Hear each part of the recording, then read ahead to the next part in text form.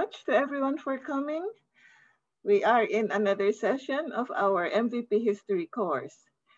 And the topic today is actually very, very relevant because tomorrow we mark the 35th anniversary of the People Power Revolution. And our topic today is martial law and the People Power Revolution. Our speaker is Michael Xiao Chua. He is a Filipino historian, academic, and television personality, best known for his academic works on Philippine history and his numerous appearances as a commentator on historical topics on Philippine television. So we have a TV star in our midst. He is currently a professorial lecturer in history at the De La Salle University. He has taught at the University of the Philippines, where he finished his Bachelor of Arts and Master of Arts degrees. He is now working on his doctorate degree in anthropology. He has published various papers in many publications: Social Science Diliman, Philippine Social Sciences Review, and Historical Bulletin, among others. His status as a media star is mainly because he is a leading historical commentator in radio and television.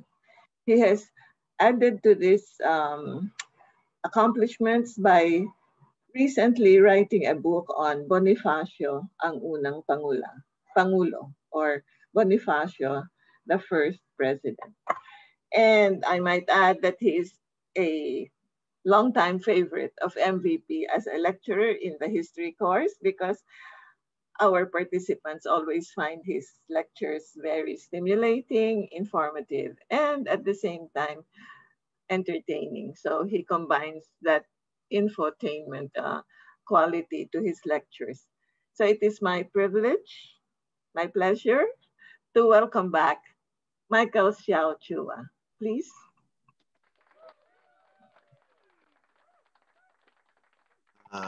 Makasaysayang araw po sa ating lahat, historic day to everyone.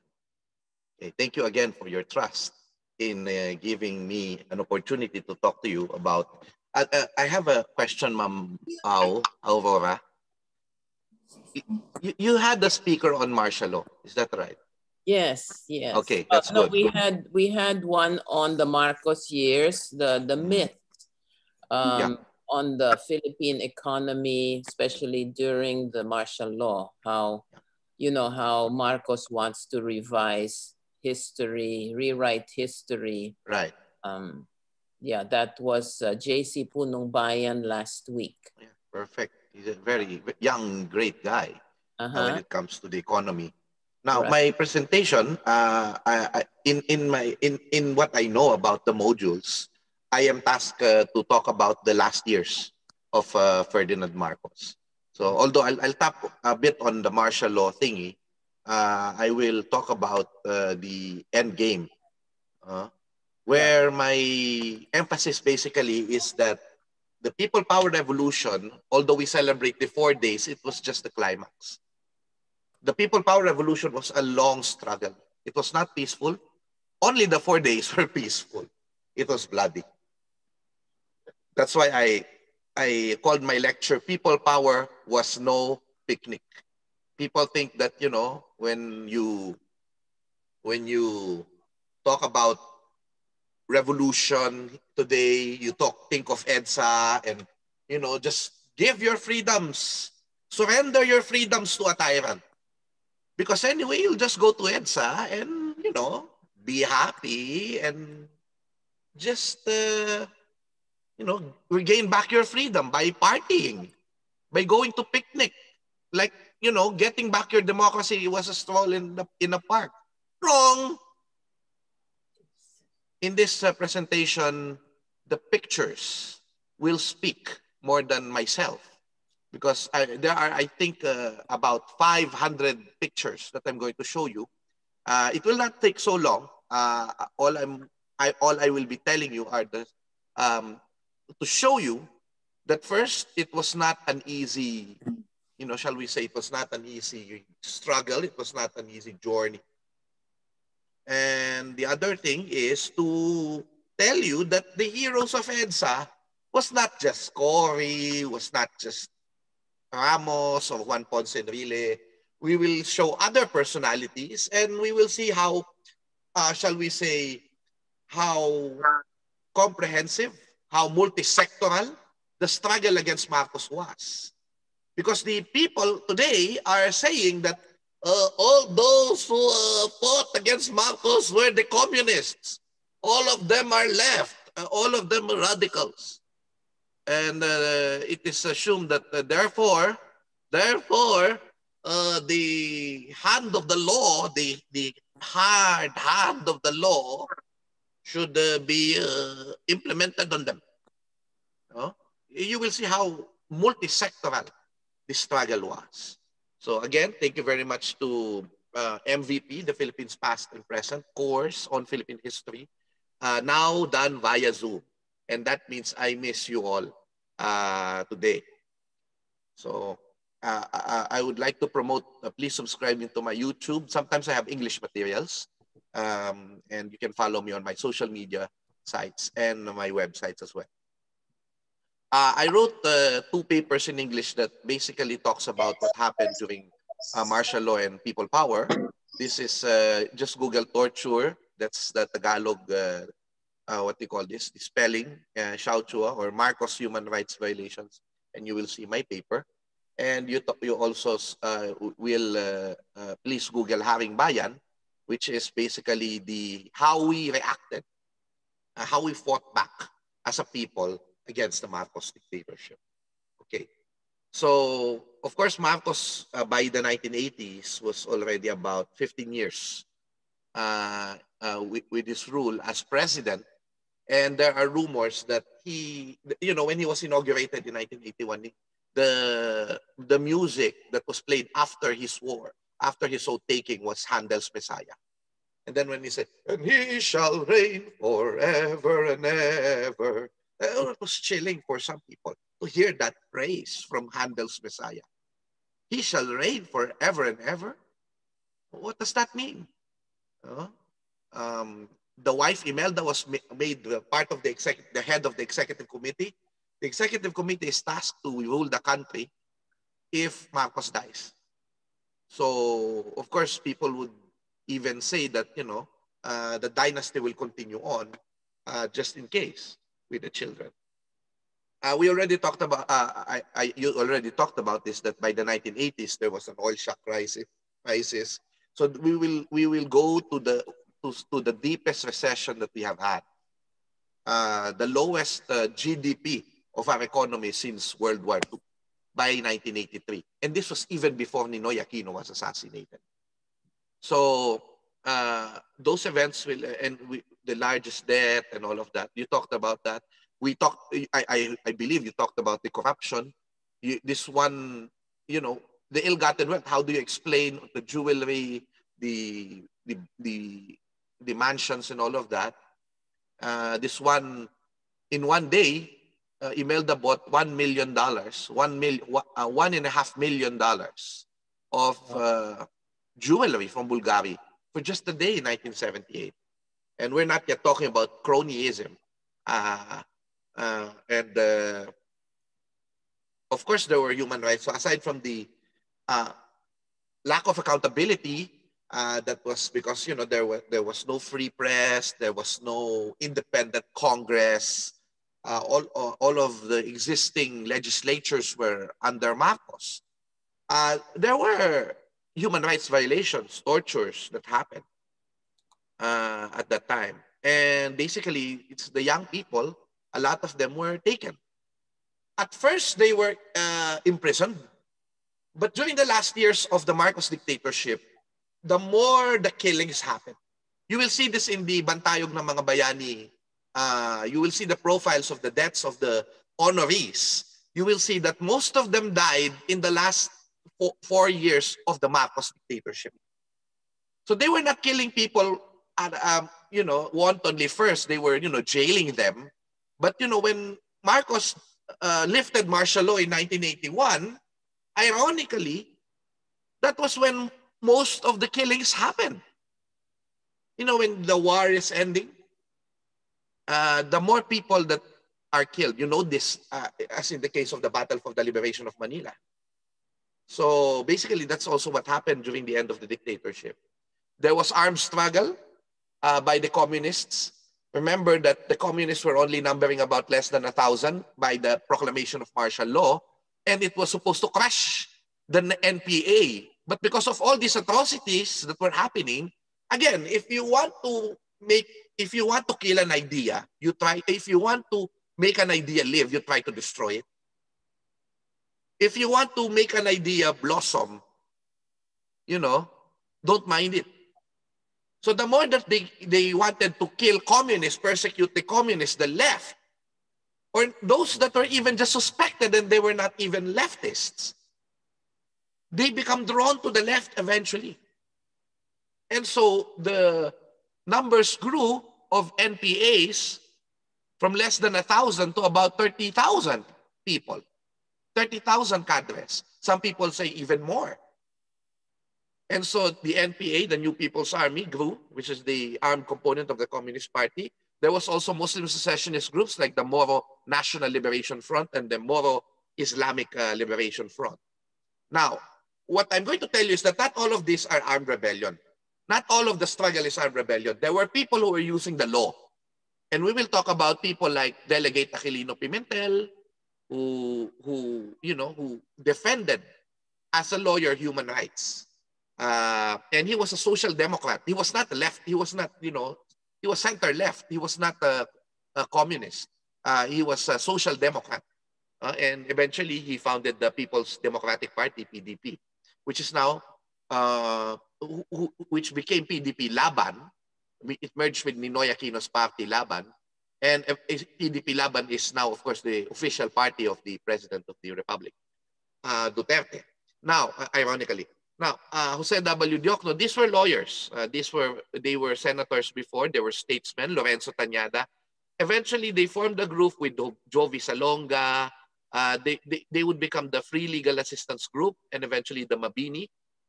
They were fighting for human rights by assisting those who cannot defend their rights. Because if you are a human rights victim, violations victim at that time, basically it's dangerous to defend you. But these people risk their lives, like Joker Arroyo, for example, Justice J.B.L. Reyes, and Chief Justice Roberto Concepcion. Now, Marcos at that time, so people were using the channels of legal channels. So these things were happening. By 1983, Marcos was already sick. It was said that he had lupus erythematosus, which is organ failure, manifested by by what's happening in your skin. He had the kidney problem. I think that's one of the things that was happening to him in 1983. He declared that he will be out for a few weeks to write his book. But basically, that's just excuse for I will be hospitalized. And by August, I think by the middle of 1983, he was dying, according to Imelda, and according to what Ninoy Aquino got from his intelligence. And that's why Ninoy Aquino wanted to come home. There was an internal, because of being sick, there was already an internal problem because Malacanang was divided into two. There were people who liked Marcos or who were like pro-Marcos, and there were people who were like pro-Imelda. And really belonged to the pro-Marcos side. The pro-Imeldas were winning the palace. General Fabian Ver, the trusted aide of President Marcos, his military driver, who became chief of staff, bypassing everyone else, like the West Point graduate Fidel Ramos. Basically, Fabian Ver, he knew how to please the two colliding factions in Malacanang. He was able. Marcos liked him, Imelda liked him too. So and because of this favors that were given to him, the careers, for example, of General Fidel Ramos were being bypassed, and there was resentment that was brewing. Defense Minister Juan Ponce Enrile felt that eventually, when the Ver camp he was chief of staff, would win, they will eliminate Juan Ponce Enrile. who was defense minister at the time. So there were these people were inside the Marcos dictatorship itself. They were fighting against each other. So yeah, that's Minister Enrile, General Ver, and Ferdinand Marcos there. Of course, Enrile, you know him, he's the immortal one. Eventually, Enrile started to hire some soldiers to his group. And not really hire, but you know, to invite them. And eventually they will become the Reform the Armed Forces movement. One of their leaders was Gregorio Onasan, or Gringo Onasan, very famous to the West because he was guapo. He would be a star of the EDSA People Power Revolution. Of course, some of them were Red Kapunan. Almonte, General Jose Almonte, who was a trusted advisor of eventually of President Ramos. Now, even in the party of President Marcos, there was infighting. So you see, this is not just, you know, a very simple story. There was infighting in the KBL. The pro-Imeldas did not like the prime minister at that time, who was a guy who had so much high credibility from the outsiders, that Marcos wanted him to stay as prime minister, and I think as was he finance minister? I forgot already, but basically Prime Minister Cesar Enrique Aguinaldo Virata was humiliated one time because Virata did not like to approve Imelda's projects. No, he did not want to, you know, go around and get loans for further loans for Imelda's projects. And so at one time, they humiliated Virata in one of the party conventions. And Virata wanted to resign, but it was Marcos who asked him, "Do not resign. I need you." So even there was something that was brewing. Now add up to the lifting of martial law. In many ways, relaxed a lot of things. The problem is, yes, you know, there were rallies that were happening, but people did not know the consequences because they thought that, you know, it's like coronavirus today. You think that coronavirus is, you know, is already being mitigated. That's why we can, you know, we can now go out. You know, the ban was lifted, the lockdowns were lifted. Except that, you know, you do not know that there are more consequences to what you're going to do when you go out. So it's like this also in 1983. There was, you know, people were already rallying, but there were a lot of arrests and eventually a lot of killings that were happening because of these movements. So there were people who were fighting for freedom of the press. The church was involved already. The clergy, the nuns, the priests were already involved in the fight against the dictatorship. They even have some publications that despite the fact that there was censorship of the official media, the mosquito presses started to appear around this time. And so by 1983, Ninoy wanted to unite the opposition. He did not want to be president anymore, or so he said, because, you know, he just wanted to fight for democracy. But he wanted to unite the opposition for the 1984 permanent Batasang Pambansa elections. So he went home, and he also wanted to talk to Marcos, being his brad in fraternity, that maybe he could share some power to the opposition to restore democracy. Because he said that no dictator ever lived forever. And he wanted Marcos to, you know, he said, you know, there was never been a single dictator in history that has lived forever. And so I tell Mr. Marcos, study the lessons of history before it is too late. And he died. Basically, he was shot at 1:15 p.m. in the airport, being guarded by 2,000 people. Sorry for the graphic images. Please close your eyes.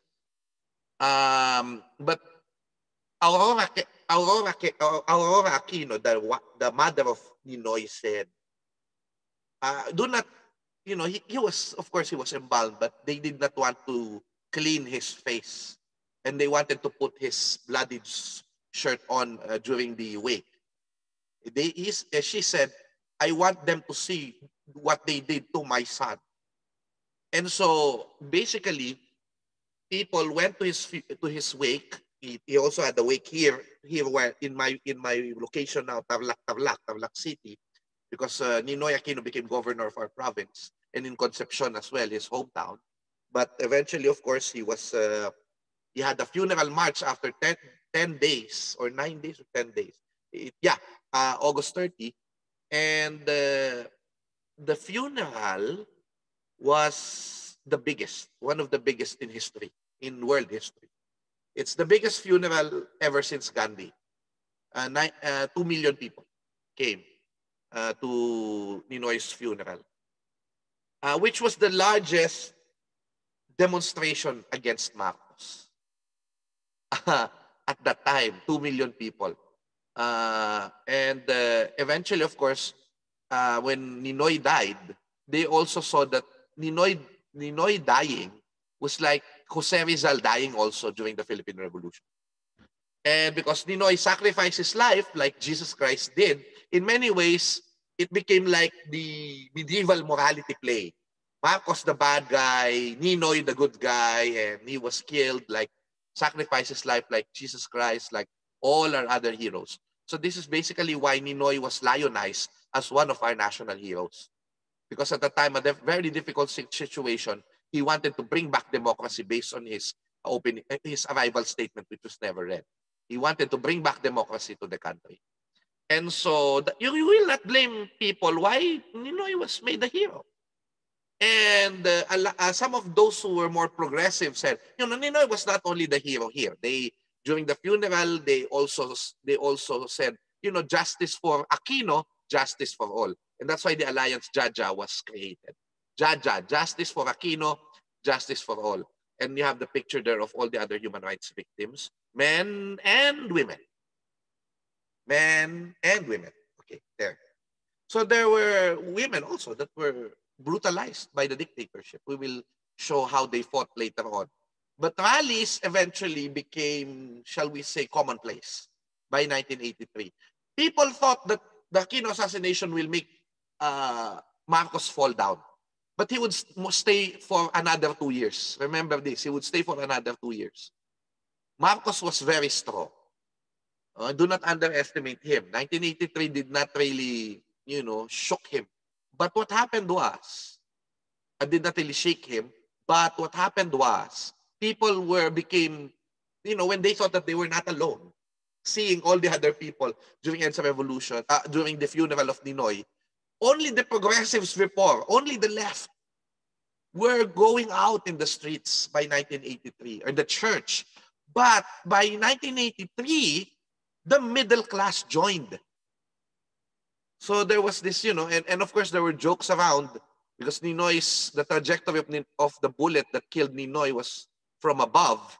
And the government said that he was shot from behind, not from above, which basically exonerates the soldiers that got him from got him inside the plane to go out of those stairs. There was, they made a joke out of it. That, maybe a gay man killed Ninoy because, they have to put the gun like this. Bang! Like that.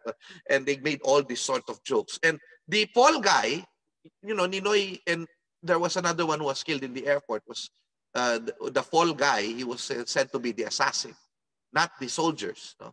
And it was Rolando Galman. He was identified as Rolly because of the briefs. So they identified him as Rolando Galman. And because the brief said Rolly, there were protesters who put out briefs during the, shall we say, the protest. It says, a brief encounter with history.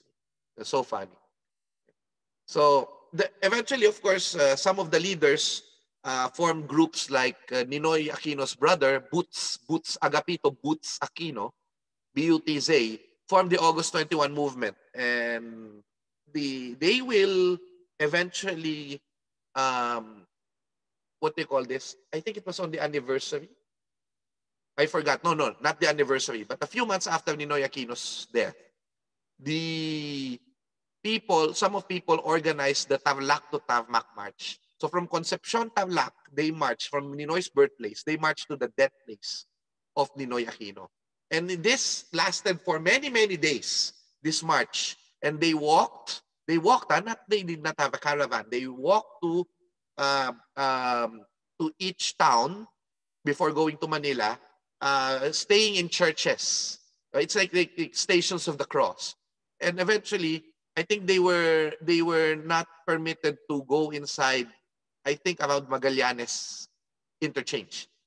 So by Magallanes, there were about 21 people who eventually were able to get in the airport to end the Tarmac March, because Ninoy was killed in the tarmac of the Manila International Airport.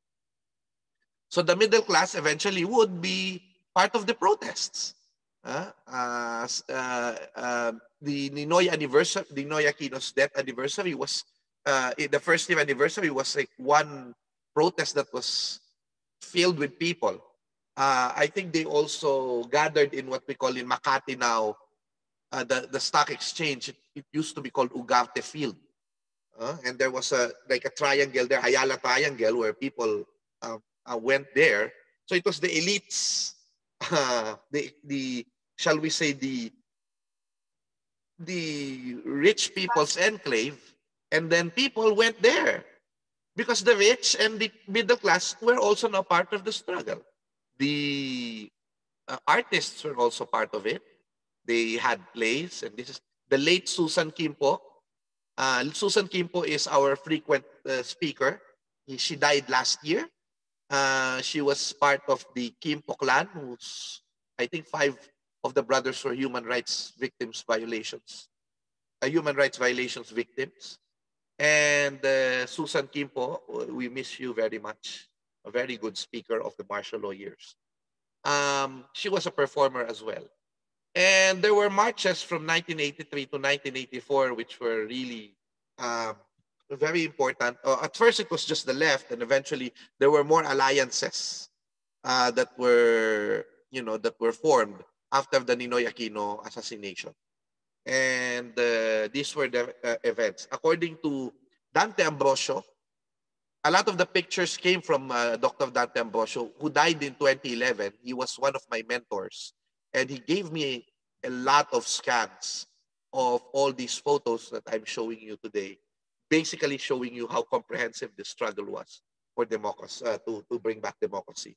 The Muslims fought for democracy. The doctors fought for democracy. The dentists fought for democracy. Fight, truth, decay, they said. And the Gabriela, the women's organization, said, if pag hindi umalsa ang masa, walang tinapay sa mesa. If the masses will not revolt, there would be no bread in the table. So alsa and then mesa. And there were relatives, mothers and relatives against tyranny, whose parents and kin, family of human rights violations, victims. Eventually they will form after EDSA the Bantayog ng mga Bayani, which memorializes the hero. So this is the first Bantayog ng mga Bayani. Now it's a whole monument with the memorial for the dead during martial law. So there were protests whose marches were, commemorating the victims of martial law. So this was Ayala Avenue. The confetti revolts in Makati started already, where they were cutting yellow pages. That's why, it all came into fruition that Ninoy Aquino said, I'm 3 years in exile, self-imposed exile in the United States. I'm going back to the Philippines, so why don't you tie yellow ribbons? I think it was the Estrada Calaos and the Puyats who thought of it, that they should tie yellow ribbons. And then Ninoy said, "No, that's a good idea. It's been 3 long years. Do you still love me?" And yellow became the color of the fight against Marcos. That is the historic truth about that. Yellow, yellow, yellow, yellow. So, and then of course the yellow pages were cut because before the telephone, you don't have phone books in your phone. You have a telephone directory. So it was colored yellow. We called it the yellow pages. Of course, all of us know this, and the young people do not. But the yellow pages were cut into pieces, and they were strewn to the people down below marching by the Ayala young urban professionals. So the yellow confetti revolts started at the time. Now, of course, these are the people whose parents were political prisoners. We have your mothers, wives, daughters, and sisters. Free our detained parents. This is Lino Broca, filmmaker, who's there's a call for resignation of Marcos, said, "Don't resign, just die." So again, this is a very powerful photograph of the forces that are already emerging. There were the leftists. There were the social democrats, who were the moderate lefts. There were people like the elites. There were people like the human rights lawyers. Cory Aquino, the Aquino family was already joining. You see here Lorenzo Tañada, the oldest, one of the longest serving senator in the country.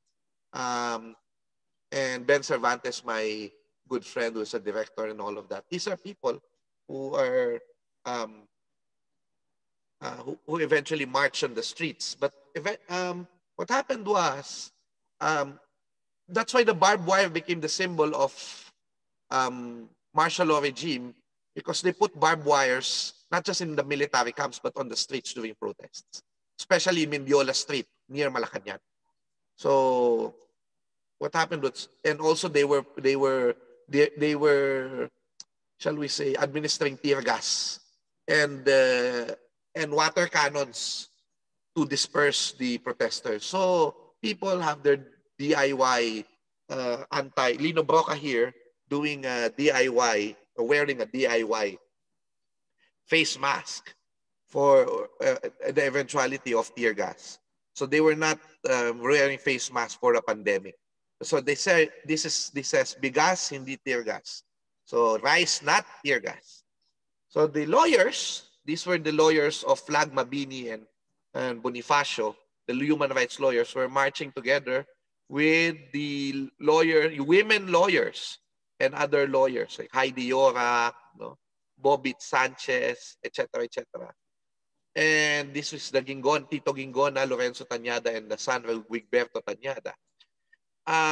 They had numerous rallies, and one of the most important was in 1984 in the Welcome Rotonda. Rene Sagisag was there. He was also a lawyer, human rights lawyer, negotiating with the policemen and the military. But eventually, despite the fact that the rallies were peaceful, so the grand old man of the Senate, Lorenzo Tañada, and this is Tito Gingona. You have Ben Cervantes there, the stage director. And this guy is Chino Roses, the editor of the Manila Times, who was already very, very old at the time, but they were still fighting for democracy. So this is the dispersal, the violent dispersal of that rally. They needed to put oxygen mask to Lorenzo Tañada. And eventually, while they were already dispersing already, the police started to shoot people. The police started to shoot people. And one of those that was shot was a young activist who was the son of the dean of the College of Arts and Sciences, Dodong Nemenso. The guy's name is Fidel Nemenso. And Fidel Nemenso lived, despite the fact that it was a bullet that hit all his organs but missed 1 inch to his heart. He almost died. But he lived, and of course, he became the chancellor of the University of the Philippines main campus, Diliman, last year. Fidel Nemenso. So these were the protests. Some people would say it was fun, but it was dangerous. I mean, water cannon is not very fun. It was not like, going to the beach. No, it was painful. But still people fought. There were young leaders who were emerging at that time. The National Democrat, or more of the radicals. You have Lian Alejandro, who's not really that radical in such a way. That's why he became the charismatic and respected leader of the students of the University of the Philippines. Eventually, of course, I think he was succeeded as president of the UP Student Council, eventually by Chito Gascon, who was a social democrat. And it used to be that the National Democrats, the more leftist side of the spectrum, were winning. But when the Social Democrats won in UP, that also made it made the Social Democrats win in other universities. So Chito Gascon, who is now the chair of the Human Rights Commission on Human Rights, used to be a student leader with other Social Democrats, like the executive director now of the Human Rights Violations Victims Commission. What's this guy? Si Crisanto, Chuck Crisanto. The labor leaders were also there at the time. There were many labor leaders. Felix Berto Cabert Olalia of the Kilusang Mayo Uno was already very old at the time. By 1984, he was already sick and dying. Bert Olalia, Crispin Beltran of the labor leader who won in the Latondena strike of 1976. They were the pillars of the labor unionists at the time. Of course, they were imprisoned. Some of them were imprisoned. They were already actively organizing, already having meetings and conferences and all of that to strengthen themselves. A lot of them were imprisoned. And they were also using the arts. Bonnie Ilagan's plays, Ben Cervantes directed them. You have Welga Welga and Pagsambang Bayan and a lot of things. They were using the arts. So it was multi-sectoral and also multifaceted. It was not just armed struggle. It was not just underground, but they were already going above ground. But for example, the dispersal for some of the labor, shall we say, the dispersal on some of the rallies and the strikes, the labor strikes were very, very, shall we say, brutal. So the Artex dispersal was very brutal, but people in the Globe Steel factory showed courage at when the military were putting in some of the workers inside. And of course, they have to make a stand that these workers should not go in because they are under strike. The Globe Steel factory people went down, and they went down. What they call this? They drop on the floor, basically on the street, so that and these pictures were taken by Susan Kimpo, our dear friend who departed last year.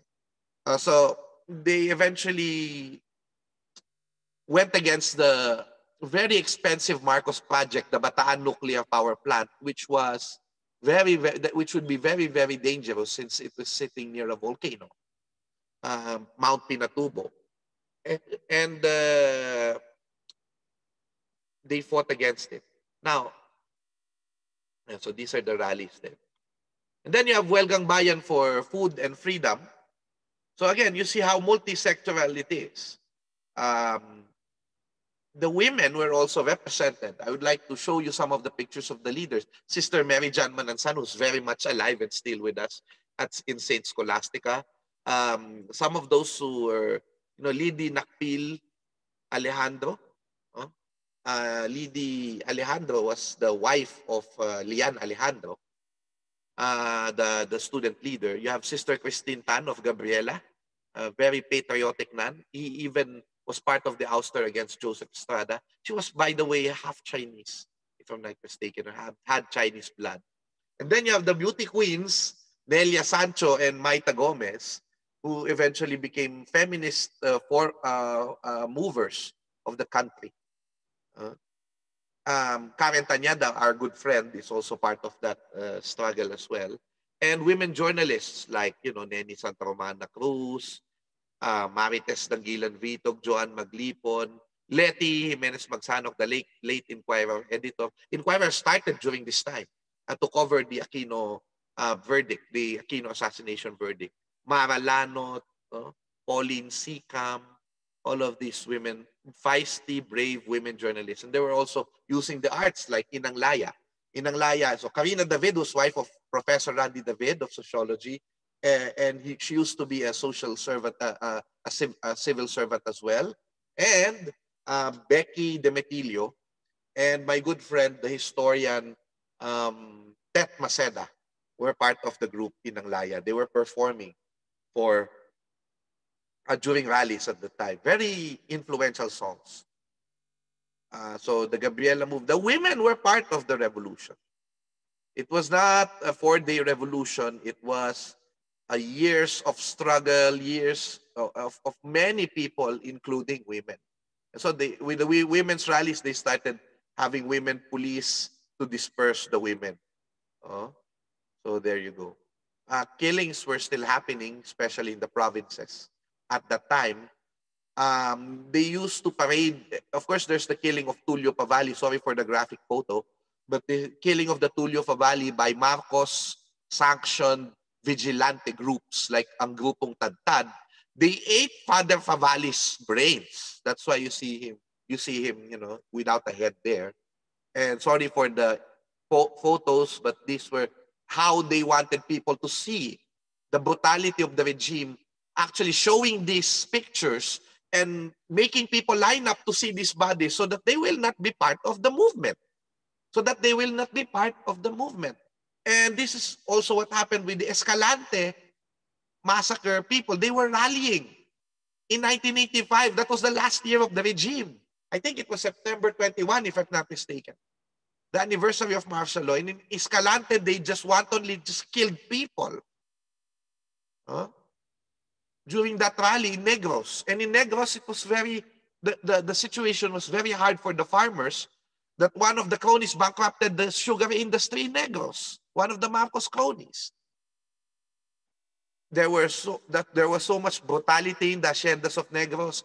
There was so much famine, poverty, that Oxfam, John Silva said, and he took this picture, they fed through Oxfam hundreds of kids with different, in various stages of malnutrition. And of course, Joel Abong became the poster boy of the poverty of the Marcos regime, because, you know, he was a son of the Negros farmer, and he was not able to live to see people power. He died before people power happened because of his malnutrition. All of these forces eventually formed and called the Congress, called the Kongreso ng Mamamayang Pilipino, or COMPIL, the Congress of Filipino Citizens. And their Congress, of course, they wanted to know what's the next move against Marcos, because despite the fact that we're already years, you know, rallying and doing our struggle against him, he's still there. And if Marcos calls for an election in 1987, the next elections would be 1987, what are we going to do? Who are we going to choose? Who's going to challenge Marcos? And eventually they fielded 50 nominees. Just look at this list. They are the most stellar people at the time from the opposition. You have Doy Laurel there, Cesar Climaco, Crispin Beltran, the labor leader, Conrado Balueg, the rebel priest, Randolph David, the professor of sociology, Jose Diokno, Renato Constantino, the professor, Neptali Gonzalez, Teofisto Gingona. These are great people. Eva Calao, the great woman statesman or stateswoman, shall we say. You have Rashid Lucman from Mindanao, former President Macapagal, Raul Manglapus, who's a great statesman as well. He was in the United States. They're also fighting there in the United States to movement for a free Philippines, along with the Alvarezes. So you have Nurmi Suari, who was the leader of the MNLF, Satur Ocampo, leader of the Liberation Front, the National Democratic Front, I mean, Jimmy Ongpin, Cecilia Muñoz Palma, the jurist, Ting Paterno, who was Marcos's trade secretary, but eventually bolted out.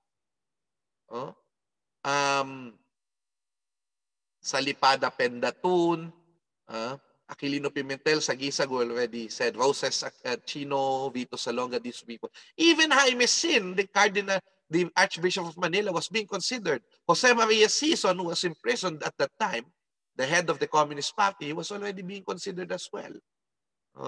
And the Sobels were even considered, because they were already part of the opposition at that time. They were making Ayala the free space for for activism, for protests at that time. Father Ed de la Torre, Justice Claudio Tihanki, Lorenzo Tañada, etc., etc., etc. You know what you do not you do not see here? One name. They were not even considering Corazon Aquino at that time to succeed Marcos. They were not thinking of her.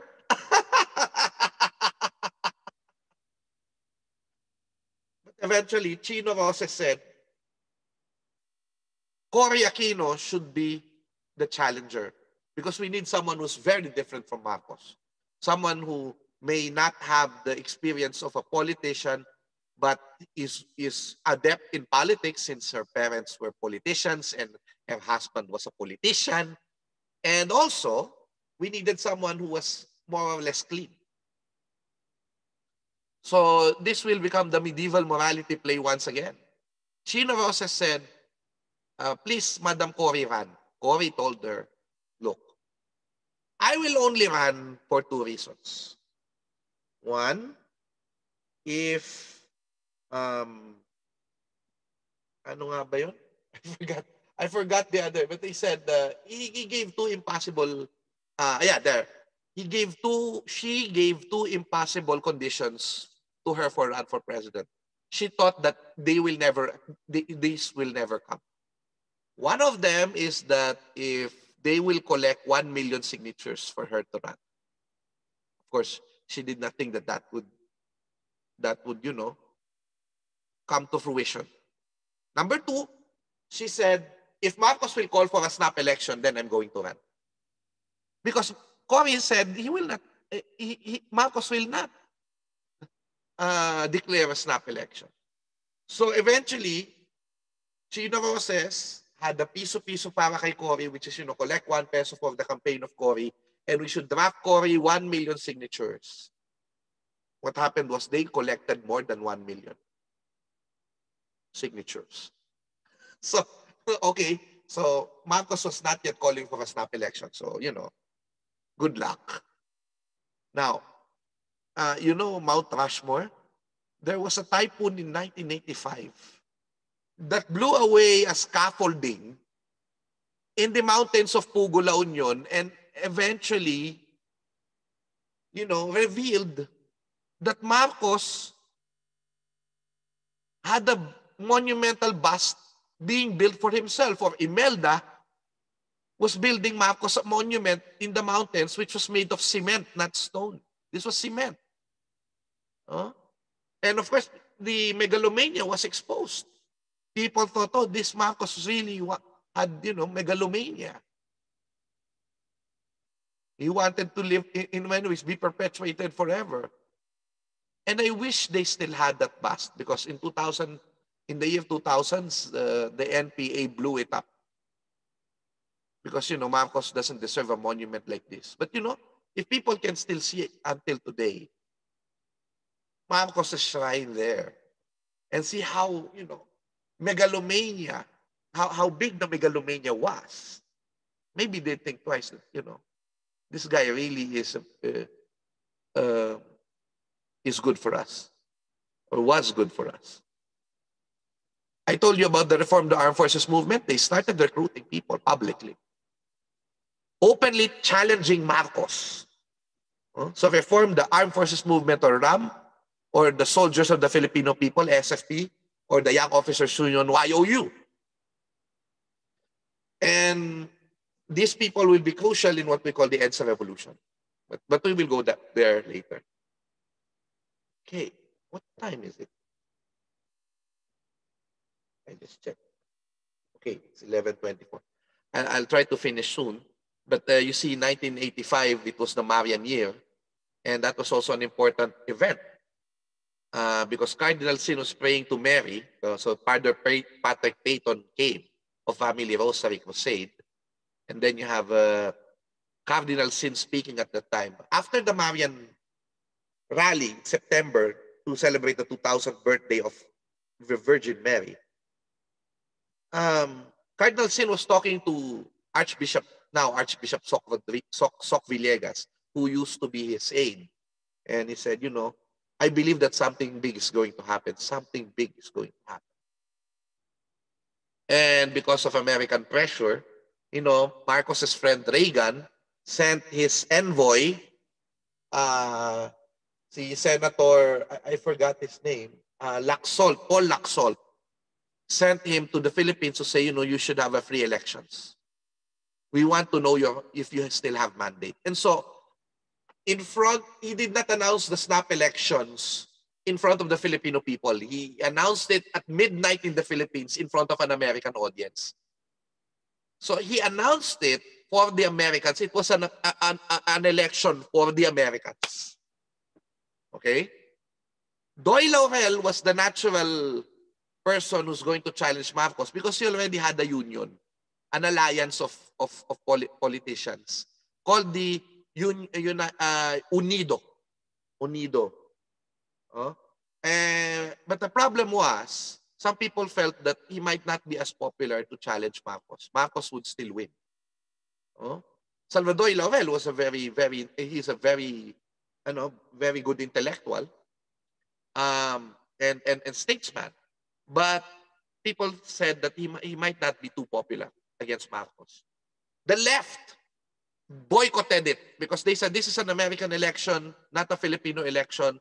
It would be a sham, so let's boycott it. So the left basically snubbed the presidential elections. But some people like Lorenzo Tañada said no, Bayan said, no, we're going to help Cory.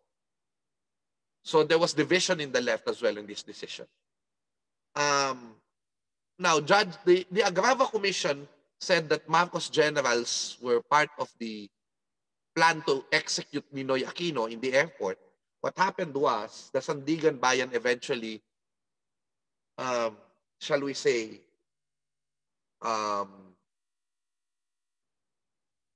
acquitted the Marcos generals. And so what happened was Cory, because of this decision and because of the decision to have the snap elections, by November, she declared that she's going to run against Marcos. Challenge Marcos in the snap presidential elections, which presented a dilemma. The dilemma was that Doy Laurel still wanted to run.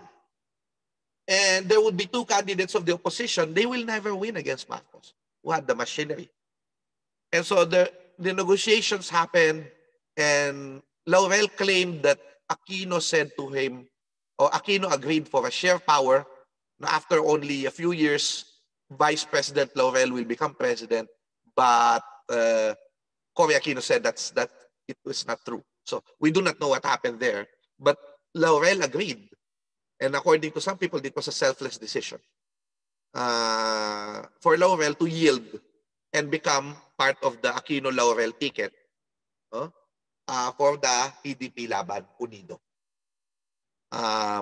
So the campaign, Marcos campaign, Cory campaigned as well. It was a showdown between Marcos and Aquino, Cory Aquino. Marcos Marcos had a vice presidential tandem, katandem then at that time, Tolentino, Arturo Tolentino. But the elections was in many ways bloody because there were a lot of attempts to rig the elections. These are actual photographs of people wielding guns to snatch ballot boxes at that time. These are goons already had already stolen the ballot boxes of a certain and a lot of people said that this was for Marcos. There were a lot of killings of volunteers of the NAMFREL. There were killings of people like Evilio Javier, who was watching votes for Cory Aquino. He used to be governor of Antique. So again, he was another Ninoy Aquino, who was sacrificed during the middle of it all. And this was his funeral in Baclaran Church. Now, people said that Cory was in Cebu and should not be credited for what happened in EDSA. But in all fairness to her, she was, despite the fact that she was in Cebu, when EDSA People Power happened on February 22, when Congress declared Marcos as the winner, and there was a walkout in the COMELEC for the national tabulation. The COMELEC tabulators walked out because they saw that they were changing the results in the at the top level, and that was different from what they were counting. They had a paper trail that said, "Oh, it's different from what we counted," and so they knew that that the COMELEC was rigging votes for Marcos. And so when Congress declared Marcos the winner of the elections, Cory Aquino and the NAPFREL, the watchdog, said that no, Cory Aquino was winning in many precincts. What happened was Cory announced a boycott. And Cory said, let's do it in Luneta. And Cory's advice said, no, let's just do it in Plaza Miranda. What if people will not come? Luneta is a very big space. Remember that the last meeting, the advance of Cory, she had 1 million people in Luneta. And Cory said, if people will not come, if people will not support us, then we will stop. And so they held the Tagumpay ng Bayan, the Victory of the People rally in the Luneta, in which she claimed she was the real winner of the 1986 na presidential elections. 1 million people came. They were even denied the stage in the Quirino Grandstand, so they have to do it in the middle of the Burnham Green. But people came, and she declared that there would be a 10-day civil disobedience campaign to boycott every product that supported Marcos, including Coca-Cola, including San Miguel Beer, including the Philippine National Bank. Withdraw all your money. Rustan's supermarket, because she's a friend of Imelda. And at the last day of the civil disobedience, on the day of the swearing in of Marcos, there would be a large civil disobedience campaign, work stoppage around the country. This was like they were planning a more organized revolt on the very first day of Marcos's fourth term as president, February 25, 1986. So it was happening. There was already civil disobedience. People were withdrawing their money from PNB. They think that the economy will fall down, and eventually Marcos will also fall down because of that. They stopped drinking Coca-Cola. They stopped drinking San Miguel and just bought other brands. And yeah, the boycott was becoming successful. The civil disobedience will basically make the government fall down. And this was Stan's supermarket in peak hours. So not so many people were shopping in peak hours. So the boycott campaign was gaining momentum.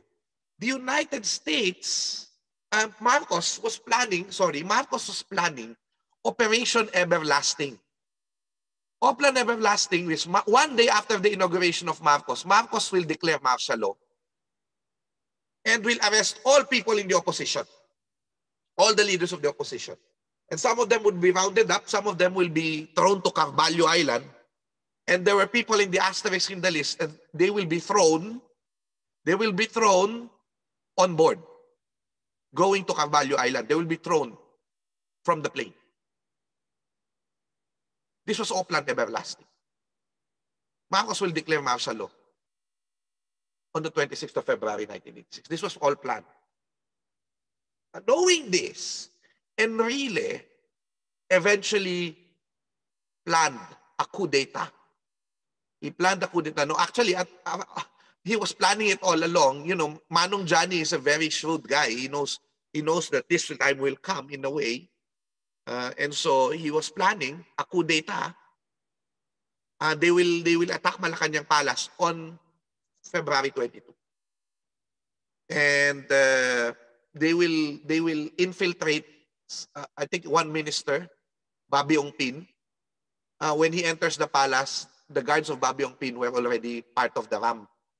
And they will start the coup.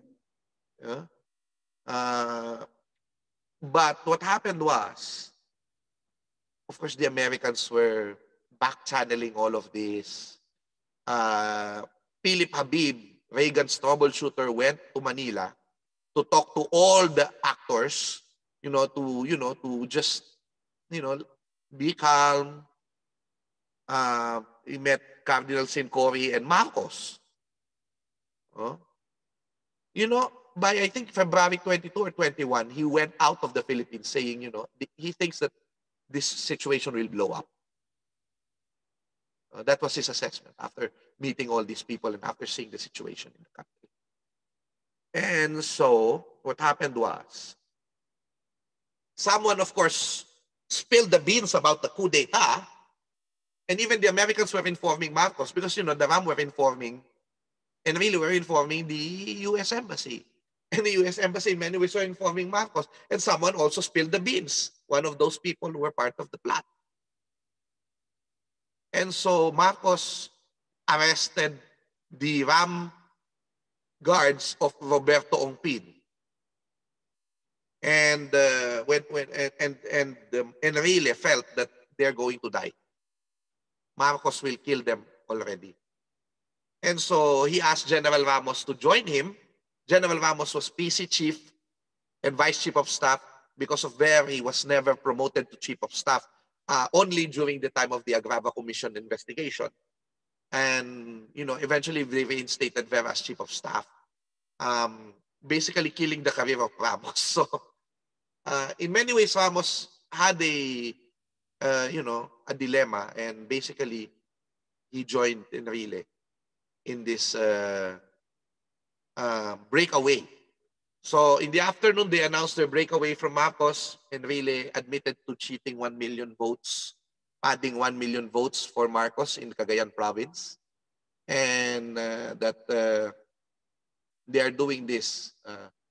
Ayan, General Ramos said, the reason here, ladies and gentlemen, the reason here for my being here, ladies and gentlemen, is because the armed forces of the Philippines assist to me, the real armed forces of the Philippines. We should be the defender of public safety and the full enforcer of the law. So people did not believe them. For many years, they were part of the Marcos regime. The Philippine Constabulary were perpetrators of human rights violations. Enrile was the Enrile was the enforcer of martial law. He basically wrote the declaration with Marcos. So people did not believe them. But Cory was in Cebu for the boycott campaign that was already gaining ground. When she heard the news that Enrile and Ramos broke away from Ramos, and what happened? Basically I have no picture here, but Cardinal Sin, Butsaquino first of Atom, called his supporters to go to Isitan to protect the rebels in Camp Aguinaldo.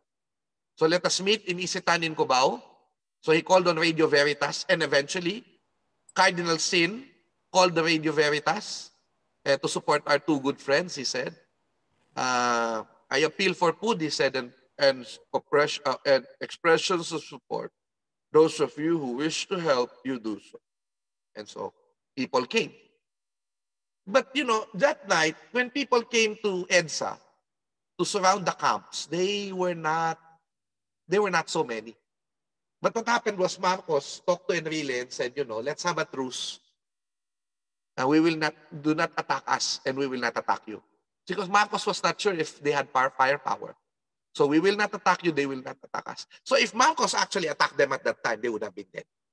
There were not so many people in EDSA by the night of February 20.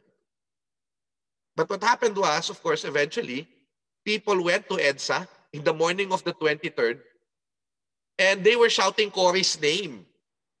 Because people thought that this was still part of the civil disobedience campaign in many ways. This was still part of that 10-day thing. That's why they were shouting Cory, Cory. And Enrile did not like that because Enrile did not want Cory to become president. He wanted after the coup, he wanted a junta to govern the country after the coup d'etat against Marcos. So he did not like Cory. So basically, yes, the military had a big role in the People Power Revolution, but basically they were also saved by the people. And what happened? So they barricaded the streets and all of that. Now, basically, I'm going to my conclusions now, which is basically to tell you how weird the revolution was. Look, where can you find the revolution where people were really, not, well, although there was an element of danger, people were trying to be happy.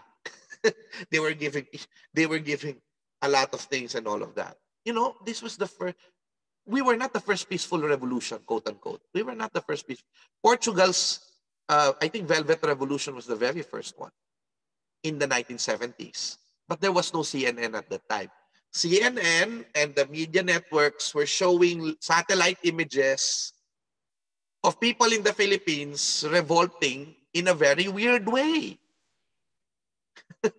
So, there was a lot of jumping. Ramos made that jump when he thought that Marcos left the country. Of course, Marcos was still there in Malacanang by the 24th. There were false alarm. They were giving the soldiers food, flowers, and there were so many kids. So many kids.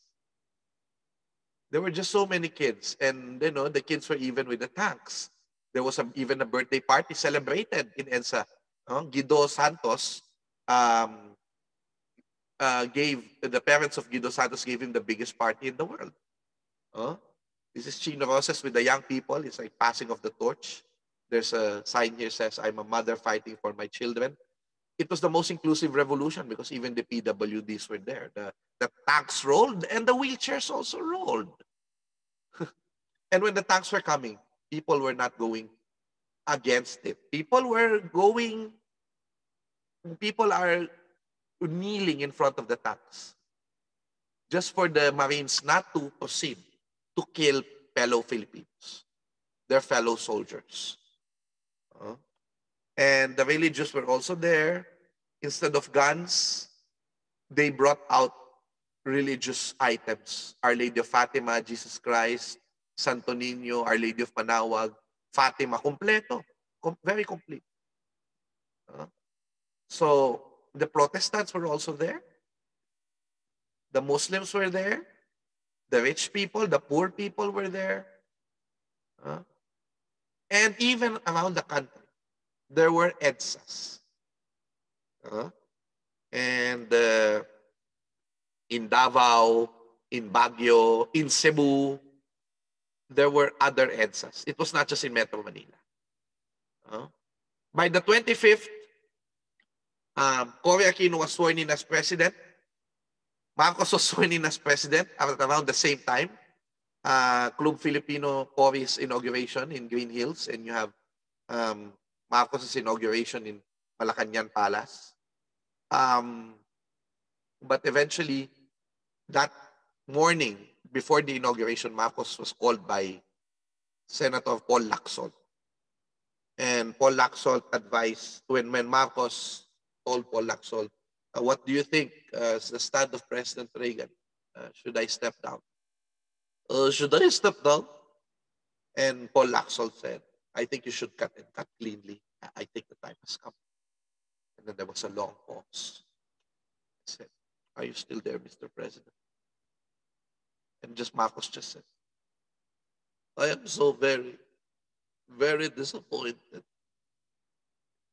And while they were swearing in, having an oath-taking, it was this facade. They were packing their things because they know that that night the American helicopters will take them to Clark. And when the news that Marcos had fled by 9 o'clock in the evening was heard, people went to the presidential palace, and there was a bloody altercation between pro-Marcos loyalists who were left. They were called abandonados. They were the abandoned, and the Cory supporters. It was not totally peaceful. And they went inside the palace and, basically reclaiming the palace for the people. But there was looting, and that was not very good. But we won. We won. We won, and we took back our freedoms against a dictator. In the spirit of bayanihan. If you look at it, Sans, we won. If you look at it without so much politics, you will see a lot of our values in the 4-day EDSA revolution. Pananampalataya, pakikipagkapwa, pakikiramay, pagiging masayahin, bayanihan, pagiging mapayapa, pagiging malikhain. And we were, our template that we showed around the world because of the satellite images and the newspaper accounts became the inspiration of other struggles for freedom in South Africa, in Europe, against the communists, against the Berlin Wall, against, of course, the Soviet Union, in South Korea. Of course, some people would even look at the Arab Spring, inspired by EDSA. And the young people said, we'll carry on the fight. And yeah, that was the time when, it was so beautiful that Filipinos who were supposed to be enemies did not kill each other. They were hugging each other. They said, they were giving flowers to the soldiers and telling them, hugging them, let us not kill each other. We are all Filipinos.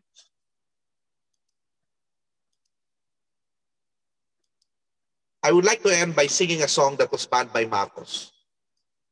In the 1920s, there was a song, a patriotic song, called Bayenco.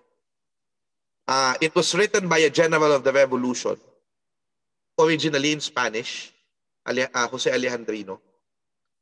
And Bayenco was kundiman, a love song for the country.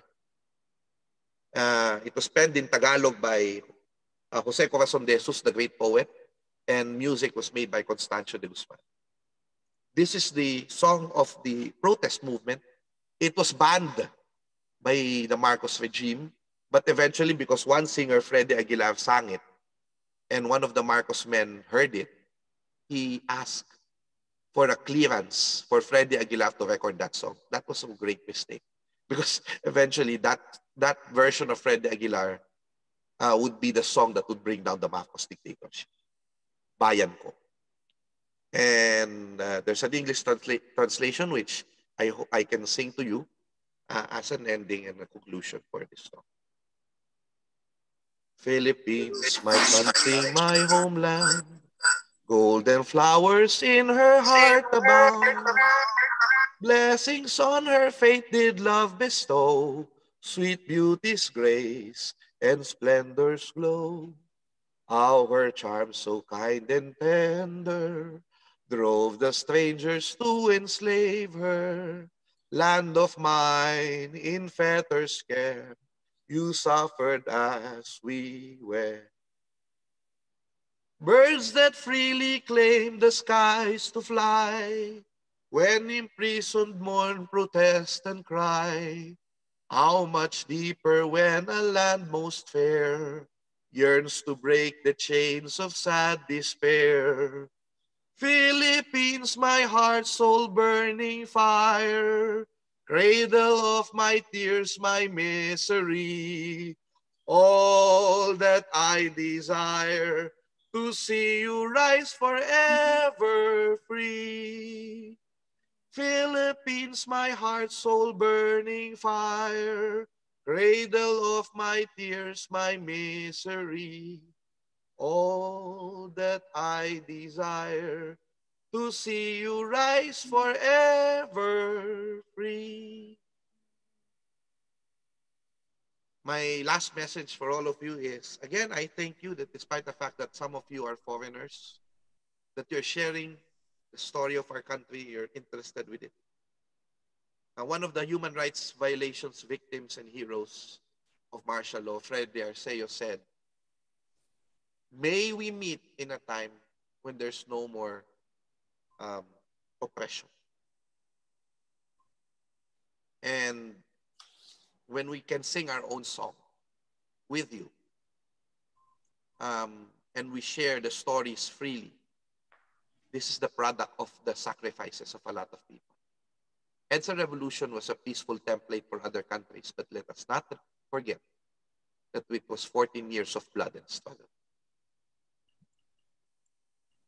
Jose W. Diokno, the beloved father of human rights advocacy in the Philippines, said, if we do not struggle with all that we have and do all that we can to vindicate our rights, we not only condemn our rights to death, we also condemn our hopes and our dreams, our present and our children's future. And so today, I would like to celebrate that despite the fact that there are so many things that we did not, accomplish, some of the so-called promises of EDSA, there's so many things that we still have today that we can be proud of because of EDSA. The decentralization of the government, the restoration of the democratic institutions, the proliferation of voluntarism, which was at that time, before, during the martial law years, was branded as communism, red flag. Voluntarism and the rise of the non-governmental organizations. The rise of the internet was because of the gains of people power revolution. And there's just so many things that we should be thankful for because of this. And thank you for sharing and for listening and for being part of that story. Good morning to everyone. Makasaysayang araw at maraming salamat. Thank you, thank you, thank you. Thank you very, very, very much. Oh. I think you know that you just saw why he's such a favorite. We have asked him to speak on this topic a few times. Every time he brings in a new perspective of the same story. So thank you again. There were a lot of fresh insights now. And for those of you who want to enroll again next year, we might have him again and he might bring other fresh perspectives. So we never get tired of hearing him. Thank you. Absolutely. Okay, so I don't see any questions in the chat room. Can I go to the gallery? Anybody? You can unmute yourself. Maybe they want to eat. Maybe they want to eat. Pandy, are you going to ask a question? Oh, no, actually, I just unmuted to be able to clap. Okay. Thank you. Thank you. Anybody else who has something to say? You, Ching, ask a question for a change. Yes. Well, I do have a question. Over the years, this is supposed to be already the 35th anniversary of the People Power Revolution. And I heard that the Commissioner of Human Rights, Chito Gascon, who you mentioned, had asked the administration, I'm not sure which office in the administration, if there was any plan to celebrate this. Yeah. And of course, the answer was no. But among those who were then part of the movement, do you see any steadiness in the advocacy, in the vigilance? Actually, I do not know if the information given to Commissioner Gascon is correct, because there is actually a government-sanctioned EDSA revolution, and this is happening every year. Because the National Historical Commission of the Philippines remains to be, I think, vice chair of the EDSA People Power Commission, which is now headed by Martin Dino, one of Duterte's closest advocates. And there are, because, you know, there are some people in the Duterte administration who are not pro-Marcos. Or at least they want to appear they still wanted to celebrate democracy. So they are holding, so there's a People Power Commission still in existence, although I think they shrunk it into a very, very minimal office. It used to be a whole office in itself, headed by, I think, Maria Montelibano at the time of Noynoy Aquino. They were cousins. Yeah, so there's a government sanction. I attended one of these events. There were some groups who were pro-Duterte, but also they said they were pro-people power who went there. I think it was the group of Pastor Boy Pascon. I think he's... Saicon. Saicon. I think he passed away already. Boy Saicon. There was a group that he led at that time, which were part of those celebrations. So it was quite awkward. These are what I call the awkward EDSA celebrations. Mm-hmm. because nobody wanted, no person from the yellow camp is there, basically. And there was, you don't, there were, when you sing the Bayenco, they were not even showing the laban sign, which is weird. And when I attended one of those, I was the only one who was showing the laban sign. And historically, the laban sign, whatever your beliefs are, the laban sign was the ultimate, one of the ultimate symbols of the people power revolution, historically. But this is also where you see that history is actually perspective of whoever is in the present. Because of the politics that's happening now, that people wanted to discredit people power, because that in many ways encourages strongman rule, and it destroys the Dilawan who were the opposition in the time of Duterte. Then of course, yeah, you cannot really you know um what do you call this, really show it off or emphasize it too much. So it's like really a low-key, awkward EDSA celebration. Now, for what we call the people, the advocates, I do not know if there is a rally that will happen. Of course, some of the progressive groups are doing their yearly EDSA, and of course, the many groups that joined during EDSA Revolution, they are enemies again. So they do not really join together except when they wanted to fight a common enemy. So um, because of the pandemic, I think there are minimum protests that will happen that are related to EDSA.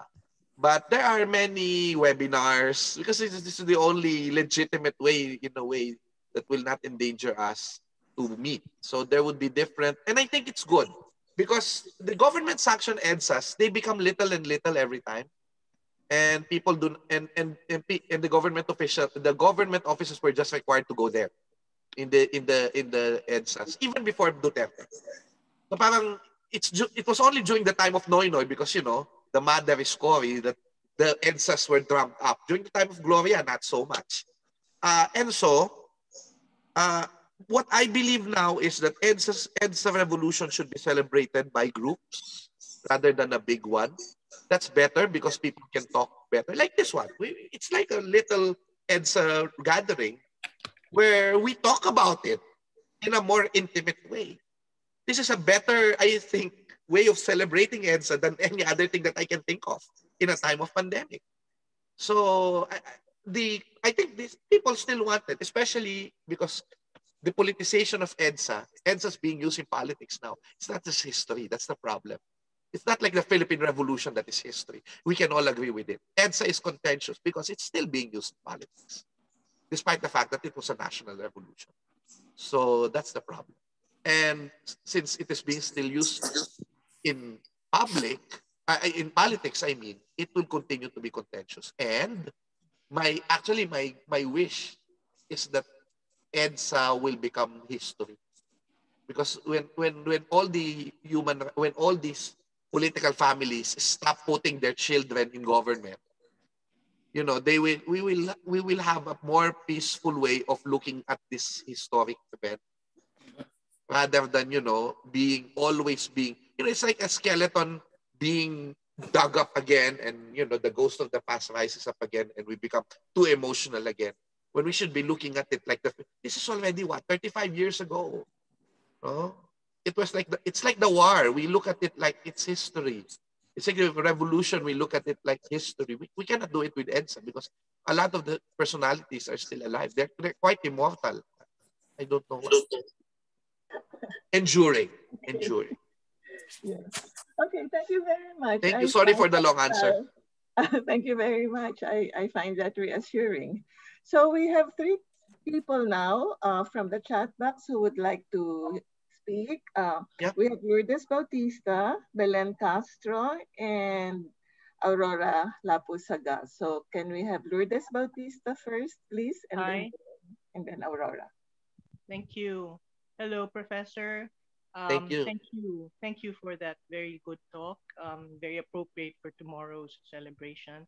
Yes. If I remember correctly, in the February 22, 1986, that the Catholic Church provided a catalyst Oh, yes. action. Yes, provided catalyst action Yes. to bind together Yes. the EDSA revolution. Yeah. And my question is, in today's environment, do you think that the Catholic Church continues to have that same sway Mm. of having the ability to bind people in certain, key situations? Thank Well, the attitudes change already. you. Because remember that during the time of the pontificate of John Paul II, he hated liberation theology. He so hated it because he came from a communist country. And he did not like how the communists were running the government. And liberation theology was leaning towards the left. And so what happened was, Cardinal Sin's ways of fighting the dictatorship, because it was not invoking liberation theology and all of it is like, bloodless and all of that. Although, by the way, he knew, he was informed of the coup plot. Mm. Almonte said, Jose Almonte revealed that. Cardinal Sin just said, please do not let it be so bloody. Basta't wag lang so bloody, ha? Parang ganun, something like that. So, he was informed beforehand. And so, Cardinal Sin's basically active stance in government in the affairs of government at the time was encouraged by John Paul II. And Cardinal Sin became one of the closest cardinals to Pope John Paul II. The problem was, you know what happened during EDSA DOS in 2001 when the cardinal again became one of the inspiration of the EDSA DOS, which ousted Estrada. And even before that, the calls against charter change and the calls against family planning, reproductive health, contraception. He became so active in politics that after he died, people felt that, this pakialamerong cardinal. I mean, he used to be a darling of the people. He was very pro-poor. He was visiting the poor people of Manila. He was a very popular candidate, a very popular person. But eventually that popularity waned when people felt that he was meddling too much in politics already. And so when he died, the Archbishop of Manila was divided into four.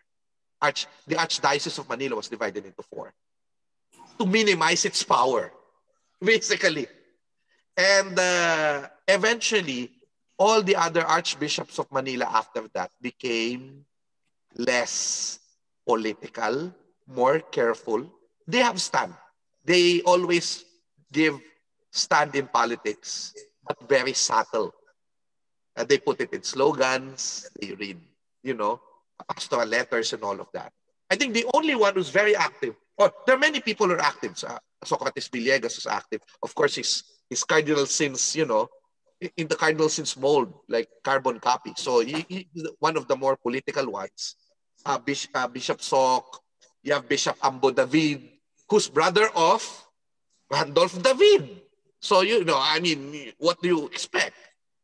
And then you have Bishop Pabilio, who was very pro-poor. He's a militant bishop. And he's the apostolic caretaker. He's the apostolic administrator now of the Archdiocese of Manila. But, remember that it's more than a year that the Archbishop of Manila is sede vacante. It's more than a year.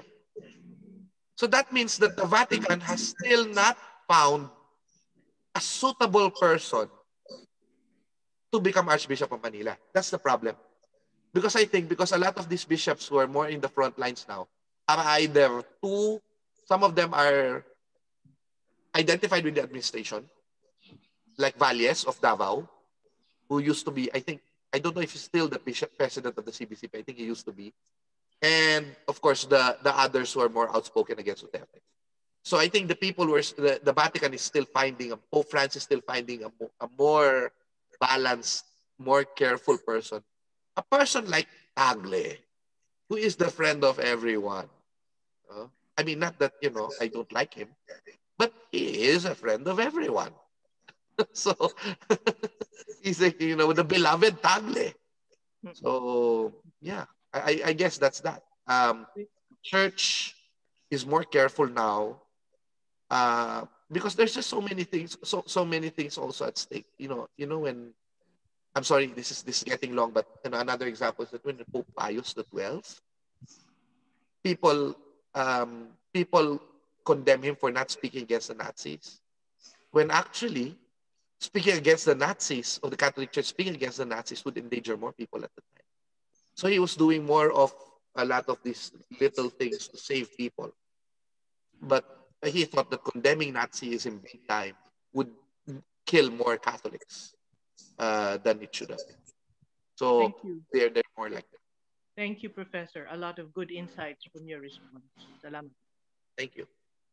Salamat. Thank you very much, Dedet and Xiao. So can we have Belen now, please? Go ahead, Belen.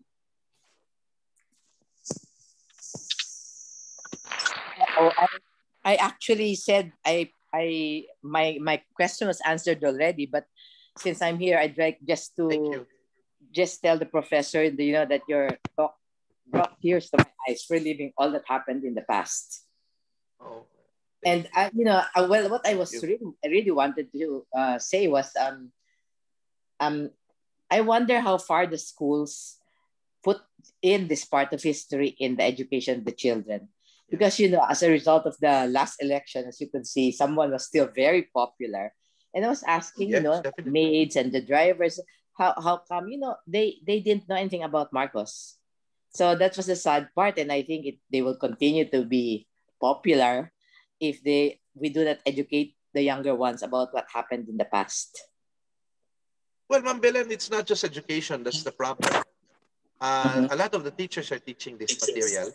In fact, I've been invited a lot of times to do this martial law talk. Of course, this one is special because I expanded the coverage of the talk today. That's why I was adding slides earlier. But what's happening is that people being educated, it should be at square with the people's experience. Now, when we talk about EDSA revolution being good and the Marcos dictatorship being bad, it means that there's a one-to-one correlation that EDSA revolution made our lives better. But for many of us, it did not. That's the problem. And so the frustrations of the post-EDSA regime is still being tied up to today's problems. To EDSA revolution. So we still blame EDSA for today's problems. That's the problem, even if it's 35 years ago. Because of the simplistic narratives that we also proliferated.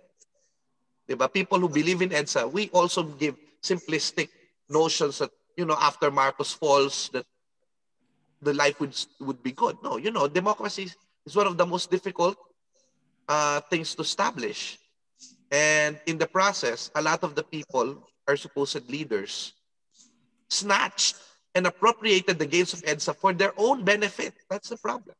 And so people saw that and said, look, if we might not want this because it doesn't give us kaginhawaan, the good life. And so my main challenge really is for the opposition to really present a better narrative. Because it's not enough to say EDSA made you free. It's not enough to say that EDSA made you, you can speak because of EDSA. There's a political process because of EDSA. There's election because of EDSA. No.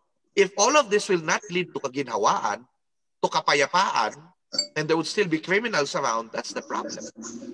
And we do not believe in extrajudicial killings, but people saw this as the only hope because the judicial system was already appropriated by the rich and the drug lords and all of that. So that is now the dilemma of people. They know all these facts about EDSA. They know that Marcos was a thief. They know that Marcos had human rights violations. But precisely that, Duterte was elected because he said he's going to kill the criminals. That's the problem. And that's why in the battle of the narratives, for the time being, we have lost. But we have to experience, I think, the duration of the Duterte administration and maybe to learn from its mistakes by Endgame. No president after EDSA goes out of the presidency that he is not uncovered. There would be hopefully a reckoning where we learn the lessons. So of course, I want him to succeed as president, especially in the time of pandemic. But hopefully we learn the lessons about democracy, about safeguarding our rights still. That still leads to good life, hopefully. And when we learn these lessons, we do not want another EDSA. Another EDSA would be, if we oust Duterte now, we just lionize him because he's still popular. You're just making him a hero. Let him finish his term. And if we believe in democracy, then we have to believe in the power of the people to elect a new leader. Now, even if we disagree with that leader, it's democracy. If we believe it, we should respect that decision. But we should never, ever tire in talking about narratives that would change people's minds about the efficacy of strongman rule. We should always tell stories, these narratives of how oppressive strongman rule is. And that it's always better to empower the people to help themselves and to make them feel that they have a say and have a stake in the government and the state. Thank you so much. Okay, thank you very much.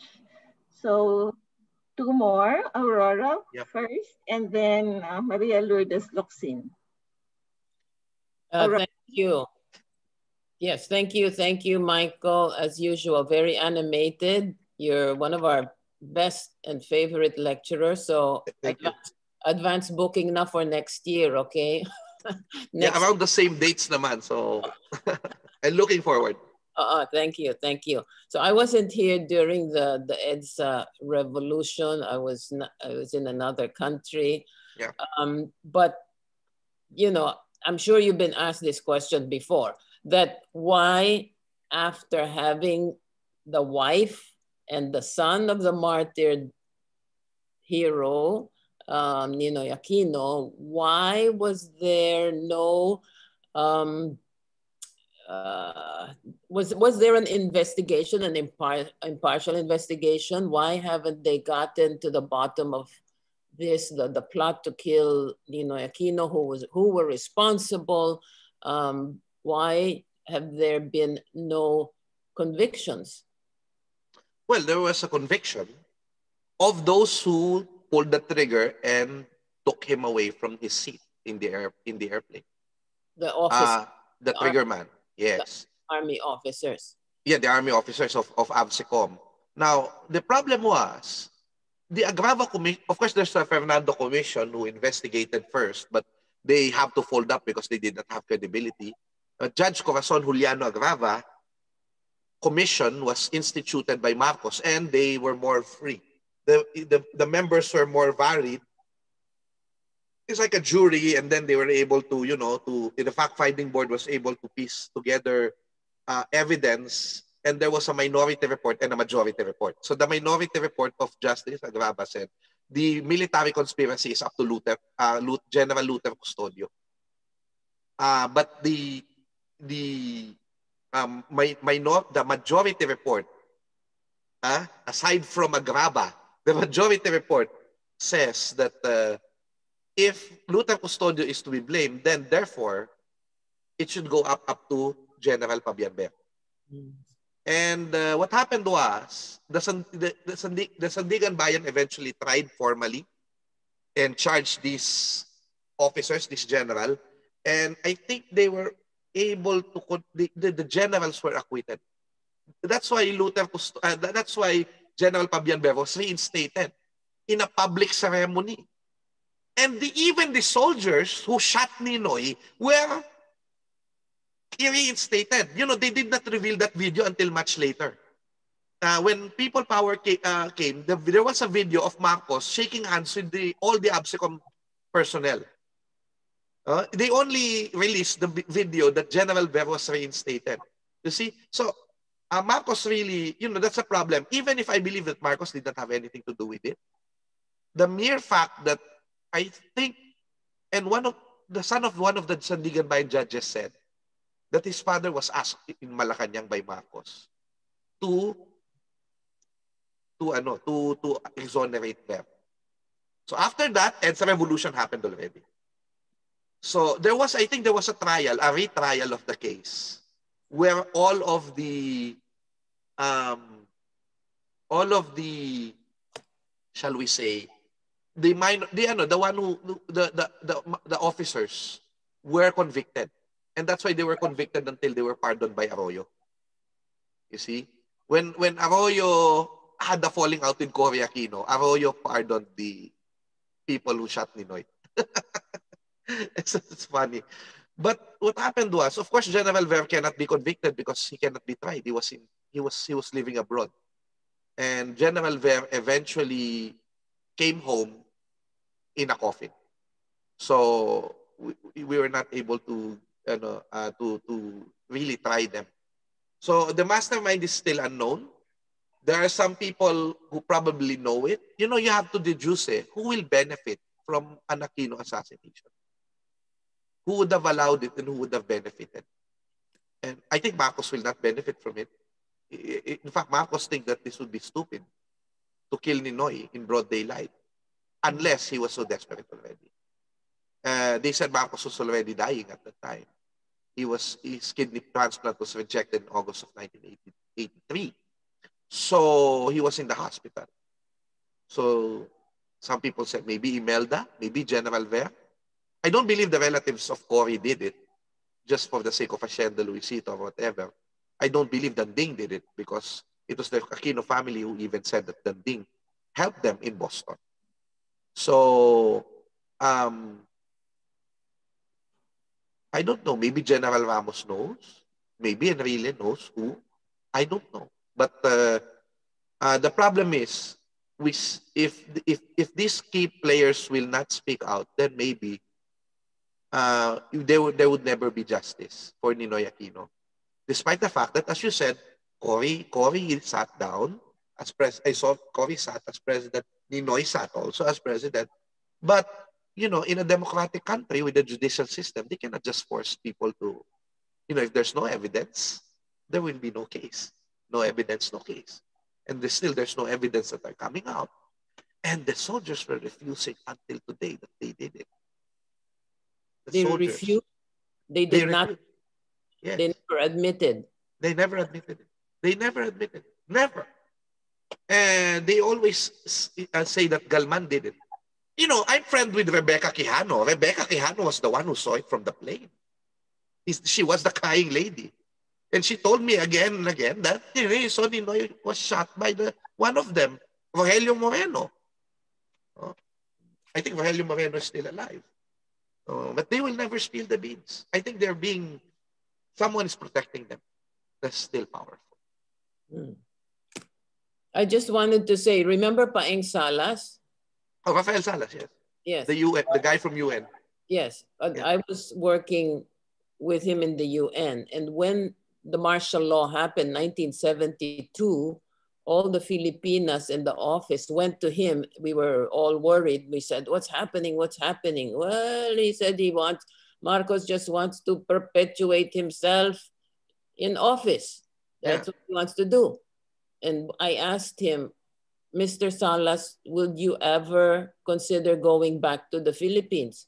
And he says, what? I will be shot in the tarmac if I go there, if I go back. That's 1972. I'll never forget it. I mean, what happened to Tibo Mijares? They said he returned to the Philippines. Right? We did not see him anymore. Okay, thank you so much for the question, Michael. Thank you. Thank you. So let's hear from Maria Lourdes Locsin. Hi everyone. I'm just curious, Michael. How important do you think the role of the Americans were in making the EDSA revolution successful? Were they, because you did mention that they were also telegraphing the movements of Enrile, but also we also know that at that time, the Americans did send quite a number of observers and codes. Definitely. to watch the election. So how important was the role?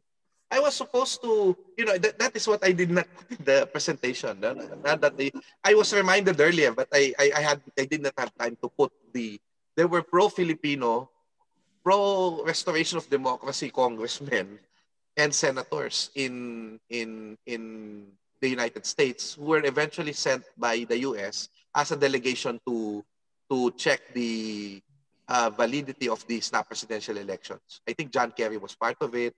Senator Richard Lugar was part of it. Of course, we have staunch defenders in the US Congress, Stephen Solars, for example. So these were the people who were lobbying the government of the United States to stop the support of the US to the Marcos regime. Now, the problem was that aside from the fact that Reagan was President Marcos's friend, going back to 1969 when Reagan opened the Cultural Center of the Philippines as governor of California. The problem was that there were people, or not really the problem, but the good thing about it was that there were people in the State Department who were anti-Marcos, serving under Reagan. So even in the White House, there was a struggle how to manage a situation where the president's friend is someone who did not want to, we do not want to support. So what's his name is here? George Shultz. Yes, George Shultz is one of those who were against Marcos. So what happened was, I think in how I read it, the Americans were, because remember that the Philippines is America's bastion of democracy in Asia. I mean, they did not want the Philippines to fall under the communists. So they were managing here the players so that there would not be like a royal clash. Like the Battle of Armageddon that will happen, that will destroy everything and the communists will win. That was the interest of the Americans here. And so they were all talking to Cory. They were talking to the Ramboys. They were talking to Enrile. They were talking to Marcos about it, and trying to weigh and trying to manage the situation that it do not blow up. So I think it's the role of America is big in a way. One, for cradling the movement for a free Philippines, and the movement was able to freely demonstrate in America and express freely their what they call their advocacy against Marcos. But also that the Americans were able to provide a peaceful conclusion, because people power happened. Nobody knew how it would conclude. So the problem was it might get bloody if Marcos would die. I mean, we wanted Marcos removed, but if he dies, there might be more trouble because he still have supporters. Mm-hmm. So in many ways, the Americans facilitated a peaceful way for Marcos to be out of the country. Now, of course, they wanted to be out of Malacanang. They wanted to go back to Ilocos. The Americans, basically, that's true. In many ways, they kidnapped them. In Clark. Mm-hmm. In Clark. In Malacanang, they were begging, get us out of here with our possessions. But in Clark, they were insisting, we go back to Ilocos. The Americans said, no, we cannot go back. And we are now recognizing Cory, and Cory said that, they should go out of the country. So, yeah, the Americans in many ways has facilitated the peaceful conclusion of people power, which if the Marcoses were still there when the people came, I don't know what will happen to the Marcoses. Oh? Mm-hmm. Yeah, so everyone in many ways kept their cool. It's like a jigsaw puzzle that kind of fit it together. Yeah, so Marcos's general did not want to fire on, even if they were being ordered by VEF to do so. There were mortars already being prepared, and the generals were just delaying it. No, we cannot do it now. There's a delay here, blah blah blah blah, and so everything just fell into place. So I salute the Americans for their role. I salute the church for their role, the military for their role, the the soldiers for the role, but also let's not forget the people, the people. Yeah. Okay. Thank you. Thank you so much. Okay, thank you. Well, with that, may I just say again, thank you very, very much for another very enlightening, very informative, and totally interesting session with you, Michael. And so before we end and before I say goodbye to everybody else who is still here, may I remind you that we will have our session again next week. With this presentation, we end Module 4. Next week, we begin the contemporary period, which is after the EDSA revolution, and it will focus on issues that are very current for our times. Our speaker next week will be attorney Xiao Chua, who will talk about the fight for human rights. Okay, so with that, have a good meal, everyone. All of you who are here, have a good lunch. All of you who are abroad, sleep well. And yes, thank you. Thank you so much. Thank you, everybody. Okay. Michael, can you just stay for 1 minute? Yeah, sure.